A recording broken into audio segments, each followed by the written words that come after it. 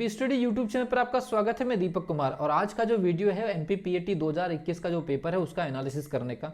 जितने भी स्टूडेंट 2022 की प्रिपरेशन करना चाहते हैं तो स्टूडेंट को मैं आपको बता दूं, हम आने वाले समय में जैसे ही आंसर की आती है और एक शानदार रिजल्ट अगर स्टूडेंट का आ जाता है और काउंसलिंग की प्रोसेस स्टार्ट हो जाती है और स्टूडेंट को ये अनुमान हो जाता है कि कितने नंबर तक सिलेक्शन होगा और कितने नंबर तक नहीं होगा। हालांकि हमने अनुमानतः अप्रॉक्सीमेट कट ऑफ जारी कर दिया है, लेकिन लगभग उसी के आसपास कट ऑफ रहने वाला, थोड़े बहुत चेंजेस हो सकते हैं।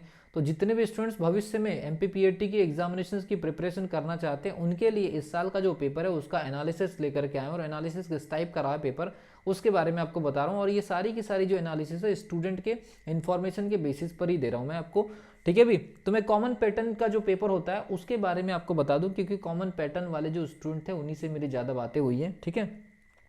तो एमपीपीएटी 2021 का पेपर का एनालिसिस ये कहता है कि शॉर्ट सिलेबस को मैं पॉइंट टू पॉइंट बता दूं। सबसे पहला पॉइंट ये है कि शॉर्ट सिलेबस का चयन किया गया, शॉर्ट सिलेबस का चयन किया गया, शॉर्ट सिलेबस का चयन किया गया। अभी ये शॉर्ट सिलेबस का चयन हो सकता है इसलिए किया गया होगा कि 12th बोर्ड के जो स्टूडेंट थे उनके सिलेबस स्कूल से हटाए गए थे, तो उस चीज़ को ध्यान रखते हुए कहीं ना कहीं ऐसा हुआ है कि बहुत सारे यूनिट से क्वेश्चंस या तो पूछे नहीं गए या फिर पूछे गए तो बहुत ही कम पूछे गए, और कुछ कुछ यूनिट से इतने सारे क्वेश्चंस पूछे गए कि इसके पहले कभी ऐसा नहीं हुआ, ऐसा स्टूडेंट का कहना है।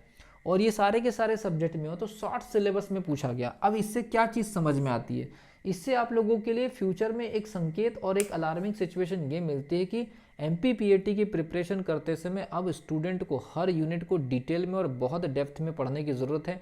पता नहीं कौन सी यूनिट अपने पूरे सिलेबस के साथ आपके सामने आ जाए और कौन सी यूनिट आपने मान लीजिए छोड़ दी और वही यूनिट आ गई अगर आपकी किस्मत खराब रही, और आपने एक यूनिट को बहुत अच्छा पढ़ा और वही यूनिट नहीं आई। तो ये एग्जामिनेशन एक तरह से अनसिचुएशनल चीज़ों को लेकर के आ गया इस बार, और ये काफ़ी जो स्टूडेंट के लिए प्रिपेयर करने के लिए काफ़ी पैनिक सिचुएशन क्रिएट कर रहा है। तो जितने भी स्टूडेंट एमपीपीएटी की प्रिपरेशन कर रहे हैं उनके लिए दो चीज़ें बड़ी इंपॉर्टेंट हो गई है। एक तो अब वो जो सिलेक्टिव अप्रोच में, फिर सिलेक्टिव अप्रोच में ये होगा कि आपने कोई सिलेक्टेड यूनिट पढ़ लिए और वही नहीं आई तो आपका रिजल्ट और आपका पूरा का पूरा साल खराब हो सकता है। जितने भी स्टूडेंट फ्यूचर में एमपीपीएटी का प्रिपरेशन करेंगे, आप लोगों को मैं बता दूं, अब आपको ये सिलेक्टिव अप्रोच को फॉलो न करते हुए जितनी ज़्यादा यूनिट को जितने डेप्थ में और जितना डिटेल में पढ़ना है पढ़ लीजिए। अदरवाइज ये एग्जामिनेशन ऐसी अनसिचुएशंस क्रिएट करते चले जाएंगी और कई स्टूडेंट का प्रिपरेशन पूरी तरह से बर्बाद हो सकता है। इसलिए एक लंबे समय का प्लान कीजिए। अगली बार जब एग्जामिनेशन होगी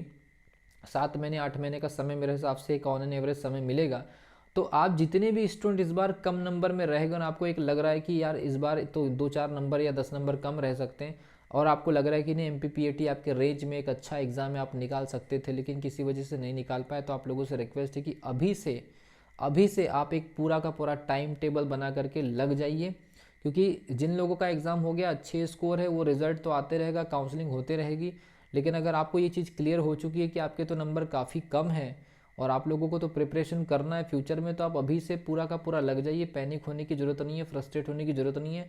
फिर यहाँ से जुलाई अगस्त में हो सकता है कि एग्जामिनेशन की सिचुएशन बन सकती है, अगर कोविड वगैरह की कोई सिचुएशन ना बने तो आपको एक लंबे टाइम ड्यूरेशन में हर एक सब्जेक्ट को एनालिसिस करके पढ़ने की ज़रूरत है। भले आप न्यूमेरिकल स्टडी करिए, भले आप थ्योरेटिकल स्टडी करिए। तो ये एमपीपीएटी के स्टूडेंट्स के लिए एक मैसेज है नेक्स्ट टाइम के लिए प्रिपरेशन करने के लिए। और जो स्टूडेंट प्रिपरेशन करना चाहते हैं ऑनलाइन वो हमसे कांटेक्ट कर सकते हैं, लेकिन उसके बारे में आने वाली वीडियोस में इंफॉर्मेशन दी जाएगी। मिलता हूँ अगली वीडियो में, तब तक के लिए wish you all the best.